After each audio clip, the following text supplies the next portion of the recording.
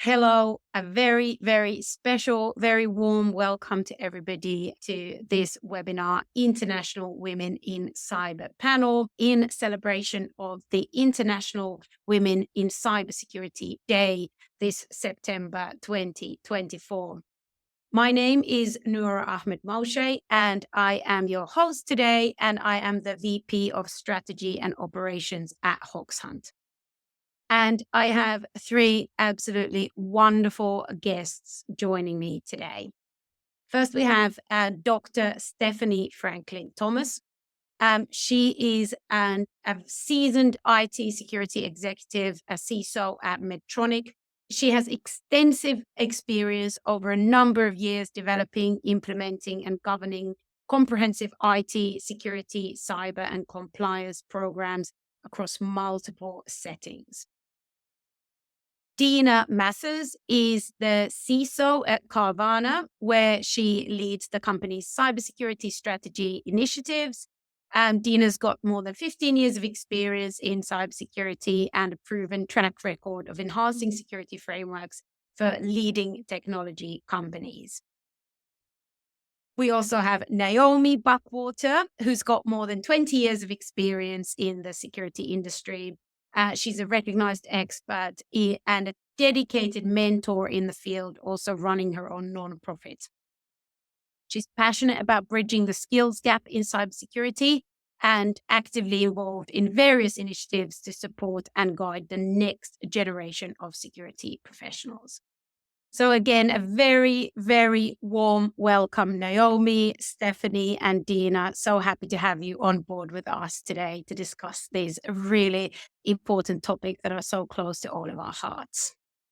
First off, I would love to hear from all of you about your career histories and how you've gotten all of you into these amazing leadership positions in this industry where we as women are still severely underrepresented still in this day and age. Stephanie, if we could start with you, could you give us your career story, your background, how you got into the position that you're in now, and what challenges you faced along the way? Sure. So, yeah, my story is one of I always call myself the accidental security professional. Reason for that is I did not study anything having to do with security, didn't study anything technical. But when I went into my first job right out of college, they honestly told me, we weren't expecting you for another month. So you can be on this SAP team. And at the time, I didn't know what SAP was. I could barely spell SAP. I mean, it was terrible. So I arrive and I get on this project that was in IT and found out I probably should have studied IT.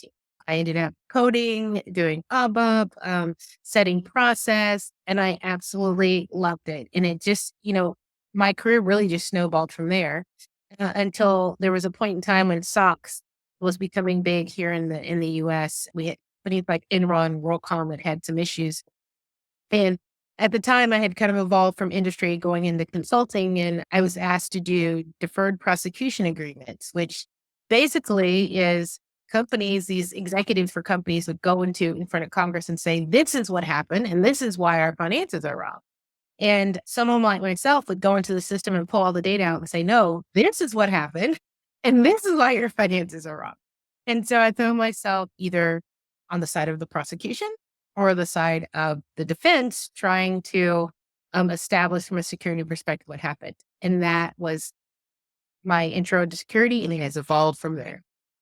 So since then, I have effectively managed every single area of security from risks to application security, engineering to threat, intel, just everything until I finally snowballed and a mentor asked me, what did I want to be? And I said, well, I think I want to be a CISO. And she said, I think you are the CISO. Like, oh, okay. Well, then I'll do that. It's now four companies, different companies in. I'm now at Medtronic, which is, a large med tech company. And, that's kind of what brought me to the seat because it seems like with every security role, there's new challenges that come out of it. And so this was like the latest challenge. I've only been here 9 months and it is a new, unique challenge, although security is oddly the same, but distinctly different. And so I'm exploring that in this. Stephanie, incredible career story. You've seen so many different sides of security. along the way. What challenges have you had personally along this way, and how have you overcome those challenges? I think security to me is all foundational. So I can talk about the technical stuff, but when I talk about my journey and I talk about the way that I look at security, I think the most challenging thing is being in an industry or being really in a position where very few people look like me from all different perspectives. I still go to meetings, and even though I don't say it, I still go to meetings and I count the number of men in the room or I count the number of minorities in the room. I just make a mental note of it to the extent yesterday I was in a meeting, we got on a call and there was like 6 women. And I said out loud, "Oh my God, we're all women on the call." And everybody was like, "Yeah, we are." Right. And it was just one of those things that you notice. And I think we lose kind of that not only diversity in the way that we look, but diversity of thought because we all approach things differently. So I think that's probably the most challenging thing is being comfortable when you're the only. Yeah, that I think resonates with so many of us. And yeah, we've still got a long way to go in representing in many of those different areas, representing minorities. So thank you so much for sharing your experience of that. Naomi, how about you? What's your career history been like, and what challenges have you faced? Well, thanks, Nora. Hi, everyone. My name is Naomi Buckwalter. I am currently the Senior Director of Product Security at Contrast, where we do runtime application security. Actually, I'm such a nerd for application security, and that's how I got started. I was a developer at a company called Vanguard Group, a very, very large mutual fund giant. I worked there for about 12 years, and I did a bunch of different things, but mostly development and application security, a little bit of security architecture, and from there, I did general security engineering, security architecture again. And then someone gave me a chance to be a leader, build a security program at a small, mid-sized business, a software SaaS that did email marketing. And I actually got fired from that job. I'm quite open about this, nor I'm happy to explain what happened. But in general, I did not understand the importance and purpose of information security. I thought security was the most important thing in a company, obviously, right? I came from a Vanguard. You walk into a room and you say what you need to say, and everyone listens. And I didn't understand that when I went. I know I see Stephanie laughing. She's like, "Yep, yeah, I get it. I get it." I went into this role, my first ever leadership role, thinking that same thing. I can go in, do what I want, say what I want, and have everyone listen to me, right? That is not what the business needs. Stephanie, you're still laughing. It took me, and this is like 7 years ago now, and it took me a while after I got fired from that role, after about 18 months or so, because I wasn't a good fit for the business. It's not what they needed from me. After that, I learned the purpose of information security is to be a service for the business. And yes, that means risk management. And yes, that means giving good advice, good technical advice, good risk management advice. But at the end of the day, the business owns that risk and you can only do so much. And so a lot of lessons learned. I've done a lot here where I was able to realize that it doesn't really matter how smart you are or how much you know. If you aren't able to build relationships with people and get them to understand why information security is important for them in their business, it's really, really hard to do your job. So I'm sitting here today as the director of product security. I've switched roles a little bit. I took a step down from security executive leadership. And I will say this, Stephanie and Dina, this is the best job I've ever had. I am focused on a single domain, application security. Come on, this is great. I don't have to spread my little eggs everywhere. It's just awesome. All my eggs are one thing, and I get to focus on the one thing, and it's really, really nice. And I don't think I'll ever, ever leave. So currently very, very happy with Contrast. That's incredible, Naomi. And you also do non-profit work outside of that job. Could you tell us a bit more about that? Oh, I would love to. Thank you. Yes, I am the executive director and founder of Cybersecurity Gate Breakers Foundation.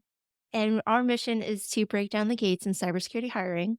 It doesn't mean that we want to get everybody into cybersecurity, but I do feel our industry is lacking in entry level talent. And we are also at the same time ignoring the fundamentals of information security. So I posit that why don't we hire entry level people to do these things? It's an uphill battle, I will say. A lot of older folks in the industry tend to think that if this person doesn't have the same experience as I do or the technical chops that I do, then they will never be able to do cybersecurity. I just stand up and raise my hand and say, I think that might be an over exaggeration. I think with a little self awareness, again, this all came back to me thinking I got fired for some of this thinking. Now that I'm on the other side of that, I realize maybe we can do a little bit better. So thank you for asking, Nora. Yes, Cybersecurity Gatebreakers Foundation, a fledgling 501c3. And yeah, we're doing the best we can. Incredible. That's so inspiring, Naomi. Thank you for sharing about what you do. On to you, Dina. Tell us your career story, how you've got to this position that you're in today, and what your journey's been like. Yeah, my journey is similar to Stephanie. I never heard the term accidental, but I think I might steal that. But I feel like I was at the right place at the right time. So I went to college thinking I was going to be a partner at the Big Four accounting firm, and that is how I started my career. I graduated with a degree in accounting from Arizona State University. I started my career at a Big Four accounting firm, and then quickly in 2009, I was laid off from that job. And while in the moment, I had a little bit of resentment. I was much younger back then. It was reflecting on it now, it was the best thing that ever happened to me because my mentor introduced me to cybersecurity. So she encouraged me to apply to a job at American Express. I read the job description and like Stephanie, I was pretty intimidated by it. I didn't know what a vulnerability was. I didn't have a degree in computer science, no idea what a patch was. And I'm like, are you sure you think I should apply for this? It doesn't seem like I'm qualified. And, with her encouragement, I did. And kind of like the rest is history. So I started there and quickly got up to speed by learning and trying to be a sponge and learning from peers and colleagues and then trying to add value based on my experience. So they were designing their governance and controls. And I had a lot of experience in the Big Four with control design and control effectiveness. And then every time internal audit would find a new issue, I was the one being assigned to tackle that problem and quickly kind of grew my career from there and excelled into different roles. And what I loved about Naomi's story around her nonprofit, that story really resonated with me because I almost didn't take the chance to apply. The only reason why I did is because I thought American Express is a prestigious brand. I might not be qualified for this position, but maybe I can get my foot in the door and get the experience. That's great. Thank you so much for sharing. And what sort of challenges have you had along the way, Dina, would you say? Yeah, I think early on my career, I really lacked self-confidence. I think because I started my career doing vulnerability management, my core job and how I got rewarded was finding vulnerabilities, prioritizing them, reaching out to stakeholders to get them fixed. But I wasn't the one fixing the vulnerabilities. My core responsibility was identifying the vulnerabilities and weakness. And I think that kind of bled over into my personal life when I look at it. I was subconsciously my worst enemy. I would get in the way of myself and I wouldn't have conviction and I wouldn't have confidence. And so I think I've learned to adapt and I've been a lot more confident trying to seek opportunities outside my comfort zone. But in the beginning, I'd say self-doubt, negative self-talk, I really struggle with. And then today, I am the CISO of Carvana. It's been a great experience. I've been with the company for 2 years. And I do love having the breadth of responsibility, though I do miss the American Express days where I was just narrowly focused on managing the security operations center or managing vulnerability management. But now I have two small toddlers and trying to balance personal and work has really been a challenge. But when you have a supportive partner and supportive leader that offers the flexibility, that's been really helpful. trying to be a little bit more intentional with time management is something I've struggled with. But yeah. I think that's something that many of us can relate to. Thank you so much for opening up about that. So here we are today. Globally, about 25% of the cybersecurity workforce are women. That's an increase from, let's say, 10 years ago. I think we were at about 10%, 11%. So it's growing, but we're still a significant minority.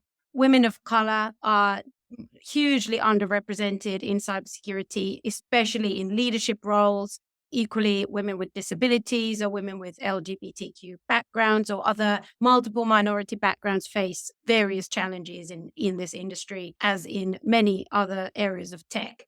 Why do you think it's important to change that? Why is it important to increase representation in cybersecurity? Stephanie, let's start with you. Sure. I think it's a great question. I think it's important. It's not only cybersecurity. I really feel like it's important to create environments where you have different people because they have different experiences and different ways of thought. And so even when I try to build a leadership team, my leadership team, I want people that can connect with what I'm saying, but not necessarily agree. Because I think a better outcome is going to come out of being able to have um, that, I guess it's not conflict really, it's have that level of discussion where we're really considering all sides because that's when the good stuff happens. That's when we make really good things happen. So I think that's the real benefit is not just, I think diverse people bring diverse thought and that comes up with a wider variety of possible ways, the art of the possible to solve any problem. Yes, diversity of thought, so important for business outcomes. We know from research, actually, that diverse teams have multiple business benefits. In security, actually, research indicates that teams with diversity are better at spotting vulnerabilities and many other aspects. So, in order to increase representation, what needs to change for us to achieve this?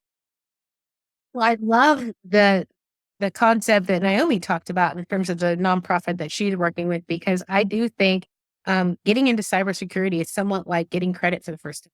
You have to have credit in order to get credit. And so I hear that all the time where people are like, oh, entry level position, and you just need these 9 certifications. That's unrealistic, right? So, I think it's important that organizations like what Naomi has, us getting involved at all levels, whether it's at the educational level or it's with institutions, universities, or even, I work with a lot of girls in STEM type of organizations because we want to identify talent early. And it doesn't have to be all females, but honestly, I had a waiter at a restaurant in Houston that me and my husband frequent all the time. And he would ask me what I would do, and he took an interest, and so much so that I would come in on Friday nights because we love happy hour. But I'd come in on Friday nights, and he would tell me about all the things in cyber he had read. And after about a month, I was like, "You want to get into cyber?" Because if you have that much interest, and you are exploring it on your own time, reading the articles, trying to understand what it all means, I'm like, waiting tables is not for you. And I actually helped him get a contract role with another location. But I think we need to be present in everything we do. When we sign really good talent, we need to help them get involved. My thoughts are similar to Stephanie. I think the importance of having a diverse and inclusive team is really around the diversity and thought. Sometimes things that seem obvious to you might not be obvious to others. And I can just give like a recent example. So my team went to an event here locally in Phoenix. They got access to a demo of a API security tool, and the dashboard was not working. And the error message said, sorry, I don't know, like data couldn't load. And my initial thought was, is this tool founded by a female? Because like we generally have a tendency to say sorry instead of just like, oops, it's data unloaded or something. And so anyway, I did some research and it wasn't, but to me it was like obvious, like maybe we shouldn't be apologizing. Maybe we should reframe how we're actually gonna like conduct or phrase an error message. So I don't know. That was just something that resonated with me. And then I think the other important aspect of having females on teams is you kind of serve as a role model and an advocate for teams. I think sometimes, especially when you're like early in your career, if you don't see people who look like you, it is tough to envision yourself in those positions. So having the females come before you and serving as a mentor and an advocate is really powerful. So that's why I think it's important to women to be in cybersecurity. Excellent. Thank you so much. What about Naomi? What do you think? Why is it important to get more women into cybersecurity? Well, I'm going to reflect this question back to you just a little differently because what I'm hearing is, why is it important to get women into cybersecurity? But what I really like to answer is what would make women more attracted to this industry? How can we make cybersecurity more inclusive so that women who are already interested in cybersecurity would like to join us? So I think the broader question could be, not just why is it important to get women in cybersecurity? Why is it important to make these spaces inclusive? No matter how you slice it, we're all different from one another, and we need to celebrate that. When we have these inclusive spaces, diversity is a fact and inclusivity is an act. It's a thing that you do. So if you are out there making these spaces available and interesting and kind and empathetic and high in the emotional intelligence and self-aware and these wonderful traits that we all humans have, that will draw the people who want to be in these spaces. And that's when you start having more diversity of thought, as Stephanie was saying.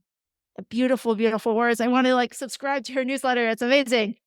That's the importance of it. It's not the fact that women bring anything particular to the table, but when we become more inclusive, when we are welcoming of other people, that's when we all get better.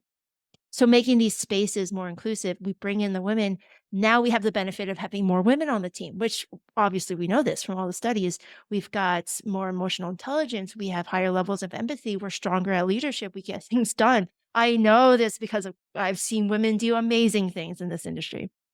Now, when we make these spaces more inclusive, then we would be attracting women and we would be making these spaces better for everyone and the industry would improve.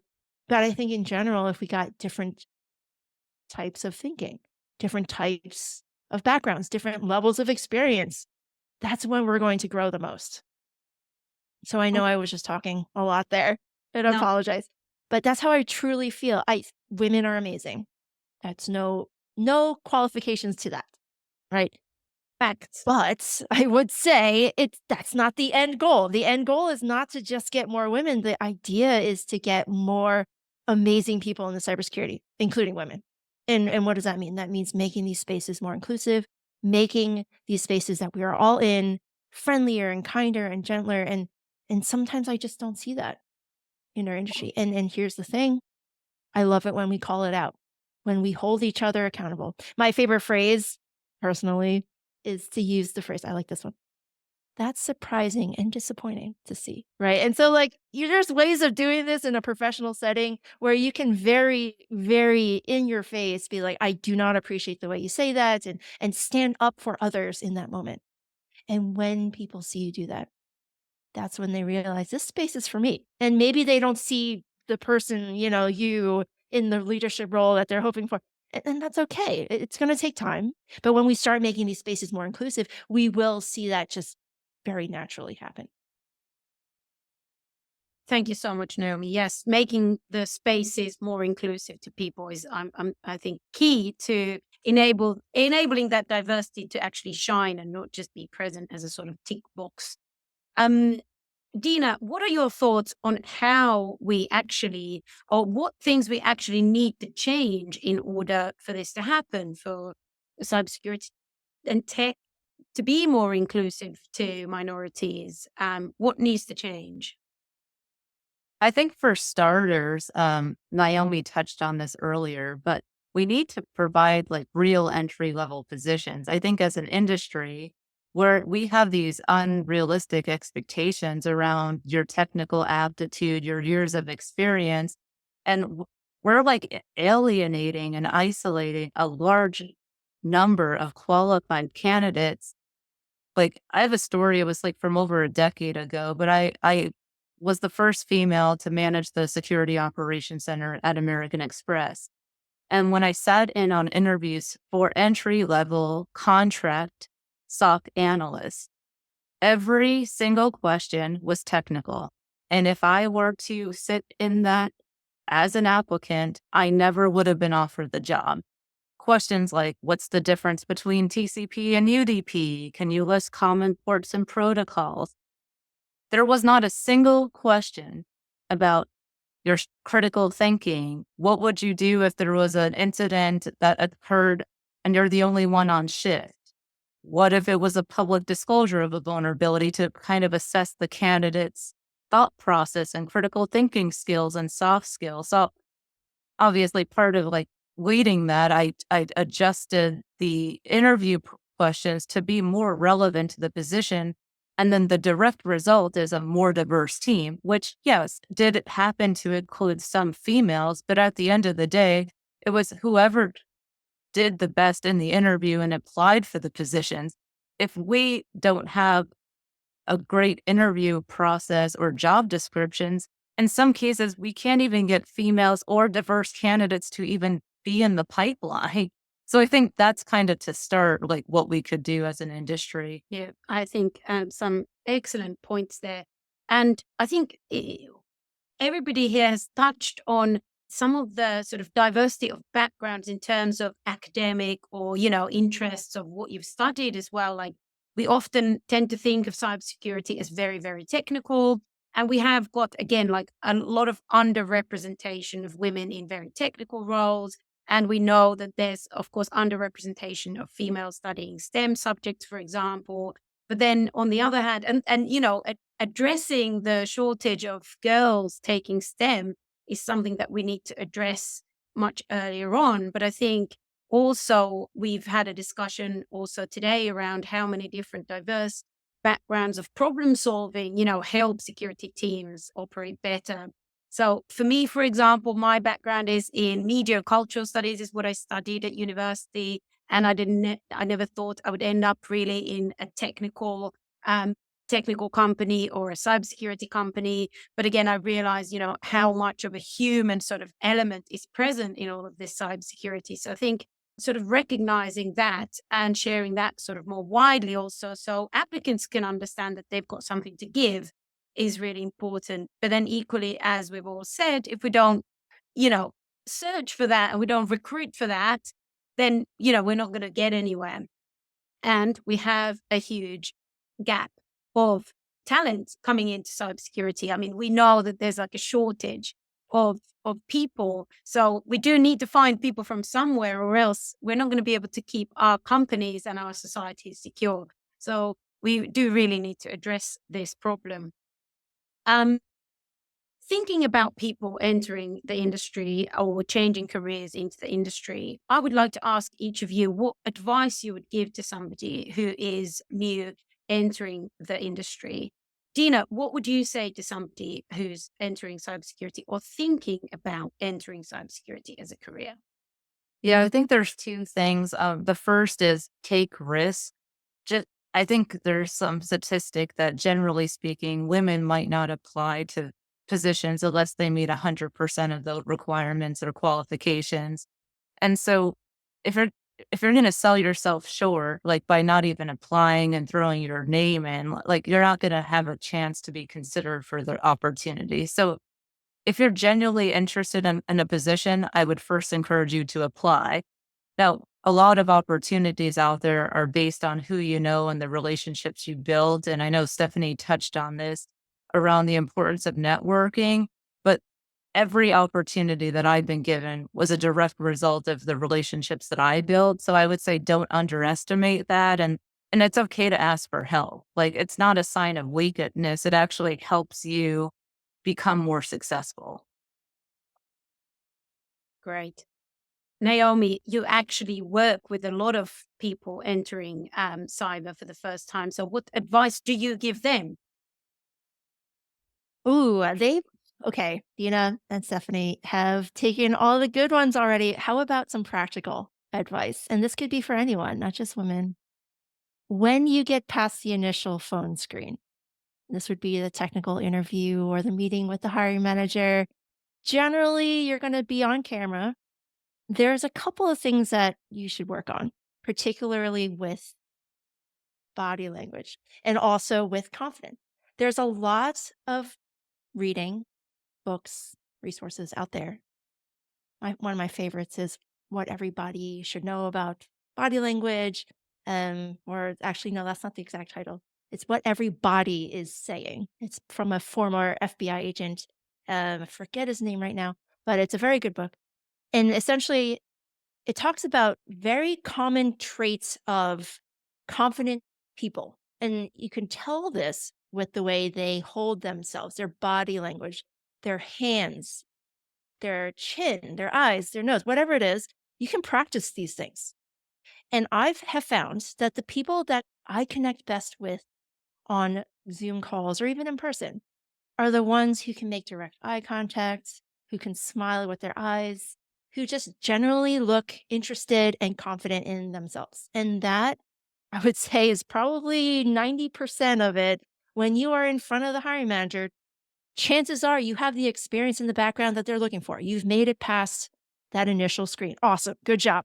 The next step is to sell yourself to the hiring manager. That hiring manager, she needs to know, she needs to see you on her team. That's what it is. So if I can't see you on my team and you don't have the chops to stand up and give advice as a junior level, mid senior, or a senior person, and I can't believe in you the way that you are giving this advice, it's going to be really hard for me to hire you. Right. So what I would love more people to do, practical advice, go out there and read a book about body language, about speaking. Eloquence is a thing. Practice, practice, practice, and you can get better at it. And I will say it is something that I have practiced too, and everyone can get better at it. I love that. Again, like coming back to this very, very humanness of cybersecurity. We're not talking about technical advice. We're not talking about studying lots of technical topics. It's very much a human to human connection, isn't it? Stephanie, you alluded to in your career story mentoring. So, what do you think is the significance of mentoring, particularly when we think about women in cyber and building those networks that you also talked? Not everybody does mentoring well. That's great. So, and I think mentoring is a two-way street, meaning if I want to be mentored, I got to bring something to the table, initiate those conversations. But at the same time, now in my career, I have people that are saying, I want you to be my mentor. And I'm like, okay. And they're like, go. Doesn't work that way. If you're very, it's not like I can just, you know, just I know what you need. But I think mentoring is very important because sometimes self-awareness isn't present. And so having that person that sees you in your day-to-day, how you react to things, whether it's in your personal life, whether it's your business life, and be able to give you good feedback on things that you can do to mature or things that you can do better in your position is so valuable. The only thing you have to do, the only cost to you is to listen. You don't always have to agree, but it's important to take the information in. And, my mom always used to say, you take everything in and spit out the bones, right? So you take all the information in, you use what you can and disregard the bones. But if you keep hearing the same bones, there's probably something to it you need to record, right? So mentoring to me is so important in anything, in my personal life and in my work life.